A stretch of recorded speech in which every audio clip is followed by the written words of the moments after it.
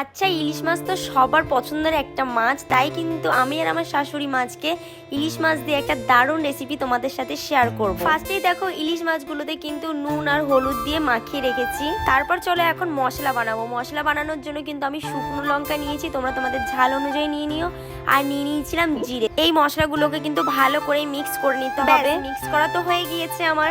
এবার কিন্তু কড়াইটা গ্যাসের উপর বসিয়ে দিয়েছি। কড়াইটা তো গরম হয়ে গিয়েছে। এবার কিন্তু সর্ষের তেল দিয়ে দিয়েছি। তার মধ্যে কিন্তু অল্প পরিমাণ জিরে দিয়ে দিয়েছিলাম। তারপর কিন্তু যে আমাদের মশলা বানানো ছিল সেই মশলাটা কিন্তু তেলের উপর দিয়ে বেশ কিছুক্ষণ নাড়াচাড়া করে নিলাম। মশলাটা যখন কষানো হয়ে যাবে, তার মধ্যে থেকে যখন তেল ছেড়ে দেবে, তখন কিন্তু তোমরা দিয়ে দেবে বেশ পরিমাণ জল, পরিমাণ মতন দিয়ে দেবে যাতে মাছগুলো একটু সেদ্ধ হয়ে যায়।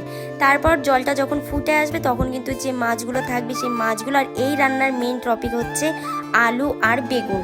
তারপর যে কেটে রাখা আমাদের আলু আর বেগুন ছিল ওগুলো দিয়ে কিন্তু ওটা ঢাকা দিয়ে রেখে দিয়েছিলাম সেদ্ধ হওয়ার জন্য। আর এইদিকে দেখো আমার শাশুড়ি মা কিন্তু পোস্ত আর একটু কালো সর্ষে নিয়ে নিয়েছিল, যেটা বেটে কিন্তু তরকারির মধ্যে দিতে হয়। আর কালো সর্ষেটার পরিমাণ একটু কম রাখবে আর পোস্তটার পরিমাণ কিন্তু একটু বেশি রাখবে। আর এটা যদি না দাও তাহলে কিন্তু তরকারির টেস্টটা একদমই আসবে না, তার জন্য কিন্তু এটা তোমাদের দিতেই হবে।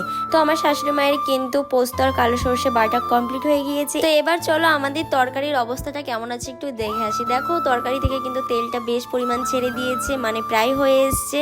তো এবার কিন্তু যে বেটে রাখা পোস্ত আর সর্ষে ছিল সেটা কিন্তু তরকারির মধ্যে দিয়ে দেবে। দিয়ে কিন্তু একটু হালকা মতে নাড়াচাড়া করবে, বেশি জোরে নাড়াচাড়া করতে গেলে কিন্তু ভেঙে যেতে পারে মাছ।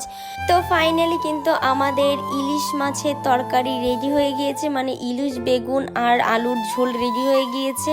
তো চলো এবার টেস্ট করে দেখি। অবশ্যই এটা আমরা প্রায় বানিয়ে খাই, তার জন্য আমাদের এই টেস্টটা জানা আছে। তোমরা কিন্তু বাড়িতে অবশ্যই একবার ট্রাই করো, এটা খেতে কিন্তু দুর্দান্ত। যারা বেগুন খায় না তারাও কিন্তু যদি এই রেসিপিটা একবার ট্রাই করে একদম প্রেমে পড়ে যাবে। তো চলো আমি ইলিশ মাছ দিয়ে ভাত খেতে থাকি, আর তোমাদের সাথে পরের ভিডিওতে দেখা হচ্ছে।